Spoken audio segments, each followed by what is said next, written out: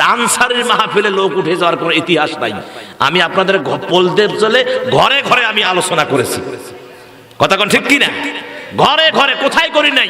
এই যে সরার পরে 4 বার না 5 বার তাফসীর করেছি, সরার পরে 2 দিন ব্যাপী 1 দিন ব্যাপী তাফসীর করেছি। তারপরে সেদিন নুরুল্লাহ মাদ্রাসায় করে গেলাম। এদিকে আশেপাশে এই যে শহর এলাকা কত যে মাহফিল করেছি। লালমনিরহাটে সর্বোচ্চ আজ 20 বছর থেকে লালমনিরহাটে আমি আসা যাওয়া করি। এটা এমনি মহব্বতটা এমনিতে হয় নাই, এই ভালোবাসা কিন্তু এমনিতে হয় নাই।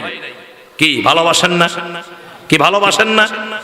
এ মুসলমানেরা, তাহলে ওই যে গুল এভাবে দিয়ে ভেতরে ঢুকে দিয়ে গিজ গিজ গিজ গিজ গিজ গিজ কথা কানাকে এ পাকে মুখ দিয়ে কথা মিছা কথা কইলাম। যারা গুল খায়, গুল ঘষে যারা, এদের কোনো মাথা ঠিক না থাকে, থাকে না। গুল যদি পকেটত না থাকে পাগলের মতো হয়ে যায়, কথা বলেন। ও যতক্ষণ গুলের কটুয়া মনে করে না দেখবে ওর মাথা কাজ করে না। কটুয়া দেখলে তাও নেশা হানা কমে যায়। যদি কটুয়াত গুল নাও থাকে, কটুয়া দেখলেই নেশা কমে যায় যে না কটুয়া আছে, কথা কোন ঠিক কিনা? হে মুসলমানেরা, আমার দিকে তাকান, ভাল লাগবে। তাহলে আমার প্রিয় নবী সাল্লাল্লাহু আলাইহি ওয়াসাল্লাম বলেছেন, কোরআন যদি কেউ পড়ে, আমার ভাইয়েরা, কোরআন যদি মানে কোরআন পড়ে হৃদয়টা ঠান্ডা। আমার রাসূল বলেছেন, সাহাবী 2টা কাজ করবা, মনে আছে তো? কয়টা কাজ? তাহাজ্জুদের নামাজ, আর একটা কি? কোরআন তেলাওয়াত। সুবহানাল্লাহ কোন? এ সাহাবীরে, যতদিন পৃথিবীর জমিনে বেঁচে থাকবা কোরআন পড়বা আর তাহাজ্জুদের নামাজ পড়বা। কেননা কোরআন পাঠ করলে, তেলাওয়াত করলে রে মা, ও মা যারা শুনতেছ মা, কোরআন তেলাওয়াত যদি বেশি বেশি করেন, আমার রাসূল বলেছে যারা কোরআন পড়ে তারা আমার আল্লাহর সঙ্গে কথা বলে। সাহাবী ফজরের হুজুর চলে গেলেন, সাহাবী ফজরের নামাজ পড়লেন আবু বকরের পিছনে। কার পিছনে? আবু বকর রাদিয়াল্লাহু আনহুর পিছনে ফজরের নামাজ পড়লেন। ফজরের নামাজ পড়ে আমরা যেমন জুতা পাই দিয়া কথা কই, এর সঙ্গে ওর সঙ্গে কথা বলি কি বলি না? সাহাবী আমাদের কথা তো খালি মানে আঙ্গুল দেওয়ার তালে থাকি, মানুষের বিরুদ্ধে কথা কই, কথা ঠিক কি না? কিন্তু সাহাবীরা কোনোদিনও মানুষের গীবত গায় নাই, কোনোদিনও মানুষের নিয়ে কোনো এরকম মন্তব্য করে নাই।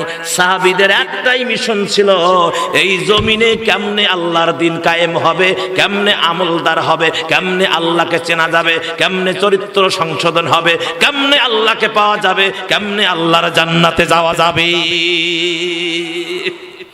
এ আমার ভাইয়েরা, সাহাবী আবু বকরের পিছনে নামাজ পড়ে অন্যান্য সাহাবীদের সঙ্গে কথা বলতেছেন। অন্যান্য সাহাবীরা বলতেছেন, ভাই আক্কেল জ্ঞান নাই তোমার? আমার নবী বলেছেন, নামাজরত অবস্থায় কিছু খাওয়া যায় না, পান করা যায় না, চাবা যায় না। আপনি মনে হয় কিছু খাইছেন, আপনার মুখ থেকে সুন্দর মশলা এবং সুন্দর ঘেরান বাহির হচ্ছে, আমাদের মনে হয় আপনি নামাজের মধ্যে দাঁড়িয়ে কিছু খাইছেন। সাহাবী বলেন, আল্লাহে, আল্লাহর কসম করে বলি না, আমি কিছু খাই নাই। কেননা এই হাদিস যেদিন রাসূল বলেছে আমি প্রেজেন্ট ছিলাম, উপস্থিত ছিলাম, ওই জায়গায় নবীজি বলেছেন নামাজরত অবস্থায় কোনো কিছু পান করা যায় না, খাওয়া যায় না। যদিও আমাদের বাঙালি অনেক চালাক, এক সাইডে পান থুইয়া নামাজ পড়ে, কথা কন না কেন? হ্যাঁ, এক সাইডে পান থুইয়ে, গালের এক সাইডে পান থুইয়ে নামাজ পড়িয়ে আবার এইভাবে বের করিয়ে কষা চাবান, কথা কন না কেন? হ্যাঁ, এরকম আছে না নাই? এমনও পান খোর আছে, চা খোর আছে, জর্দা খোর আছে, গুল খোর আছে, আছে না নয়? আছে সমাজে। আমার সম্মানিত ভাইয়েরা, আল্লাহর নবীর সাহাবী বললেন, আল্লাহে, আল্লাহর কসম করে বলছি আমি কোনো কিছু মুখে দেই নাই। তো এনারা বলতেছে না দিলে এত ঘেরান কে, কিছু একটা তো দিছে।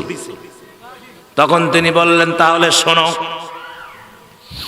আল্লাহর নবী আমাকে ইসলাম কবুল করার সময় এই কথা বলেছে, সাহাবীরে যতদিন বাঁচবা তুমি নামাজ তাহাজ্জুদ পড়বা, কোরআন তেলাওয়াত করবা, আমি ওই আমল করতে আসি।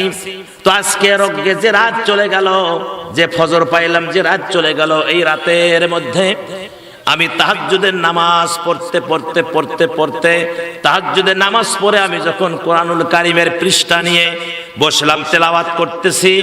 এরকম যেমন আছে, ওই সময় তো একত্রিত কোরআন ছিল না, চামড়ার উপরে ছিল, তারপরে পাথরের উপরে লেখা ছিল, বিভিন্ন মাধ্যমে ছিল। ও আল্লাহর বান্দারা, আমি কোরআনুল কারীমের আয়াতগুলো তেলাওয়াত করতেছিলাম, করতে করতে আমার তন্দ্রা এসে গেছে। আমি ওই পৃষ্ঠার উপরে গাল লাগায় দিয়া ঘুমায়া গেছি। আমি আর কিছুই বলতে পারি না। হঠাৎ করে স্বপ্নের ভিতরে দেখি রহমতের নবী, প্রাণের নবী, করুণার ছবি রহমাতুল্লিল আলামিন স্বপ্নের ভিতরে হাঁটি হাঁটি পা পা করে আমার কাছে এসে আমার মাথায় হাতটা বুলায় দিয়া বলতেছে, রে আল্লাহর বান্দা, ও নবীর সাহাবী, ও আমার সাহাবী, তুমি ঘুমায়া গেলা, অথচ তুমি যখন তেলাওয়াত করো আমার আল্লাহ রাব্বুল আলামিন তোমার দিকে তাকায় থাকে। আমার আল্লাহ তোমার তেলাওয়াত শোনে, আর আমি নবীও তোমার তেলাওয়াতে অনেক ভালোবাসি, পছন্দ করি। রে সাহাবী রে, ওঠ, আর কত ঘুমাবি? আল্লাহ যেহেতু তোমার তেলাওয়াত পছন্দ করে, দাঁড়িয়ে যাও, বসে যাও, তেলাওয়াত করো। ও আমার সাহাবী ভাইয়েরা, আমার নবী যখন আমার এই কথাগুলো বলতেছিলেন, আমি সবার ঘুম ভাঙে নাই। স্বপ্নের মধ্যে আমি জাগ্রত হয়ে গেলাম। জাগ্রত হয়ে যখন দাঁড়ালাম, প্রিয় নবী আমাকে বুকের সঙ্গে জড়িয়ে নিয়ে একটা চাপ দিয়া আমার ঠোঁটের উপরে নবীজির নুরানি ঠোঁট দিয়ে একটা চুমা লাগায়া দিলেন।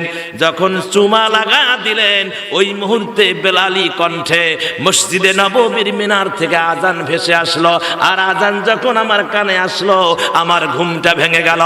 আর যখন ঘুমটা ভেঙে গেল, আমার ঘুম ভাঙার পরে দেখি প্রিয় নবী আমার পাশে নাই। তখন মনে হলো এটা স্বপ্নের ভিতরে হয়েছে। আমি উজু করে তোমাদের সঙ্গে নামাজ পড়লাম, এখন তোমাদের সঙ্গে কথা বলতেছি। সাহাবীরা বললাম, ও আল্লাহর বান্দারে, ও আমার সাথী ভাই, তোমার এই কথাটা যদি সত্য হয়, কোরআন তেলাওয়াত করার কারণে আর নবীজি তোমার ঠোঁটের উপর চুমা দেওয়ার কারণে আল্লাহ রাব্বুল আলামিন তোমার মুখ থেকে জান্নাতি সুঘ্রাণ বয়ে দিয়েছে। লিল্লাহি তাকবীর, লিল্লাহি তাকবীর। আল কোরআনের আলো, আল হাদিসের আলো, তোমার নেতা আমার নেতা, দুনিয়ার মুসলিম, দুনিয়ার মুসলিম। লিল্লাহি তাকবীর। আমার সম্মানিত ভাইয়েরা, কি চলবে না দোয়া করে দেব? চলবে? এ মুসলমানেরা, তাহলে আসেন, আল্লাহ পাক বলেছে, আফামান ইয়ালামু আন্নামা উনসিলা ইলাইকা মির রাব্বিকাল হাক্কু ফামান হুয়া আ'মা ইন্নামা ইয়াতাযাক্কারু উলুল আলবাব।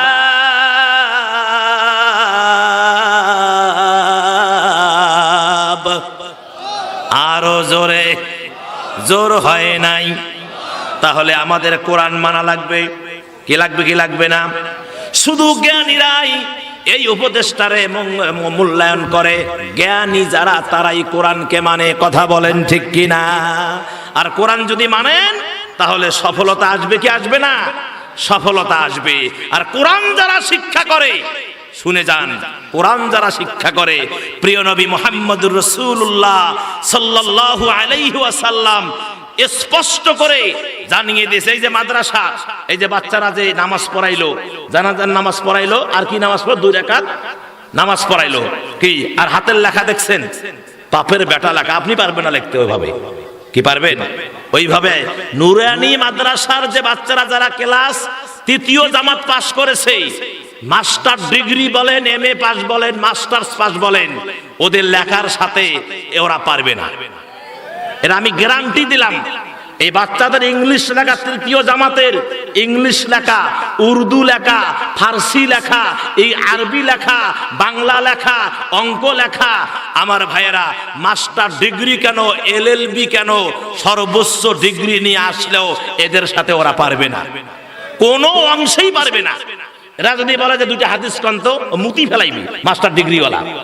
কথা কন না কেন? হ্যাঁ, কিন্তু এদেরকে যদি বলে শুরু, আখলিস দীনাকা ইয়াকফিকাল আমালুল কলিল, তোমার ঈমানকে খাঁটি করো, অল্প আমলি নাজাতের জন্য যথেষ্ট হইবে।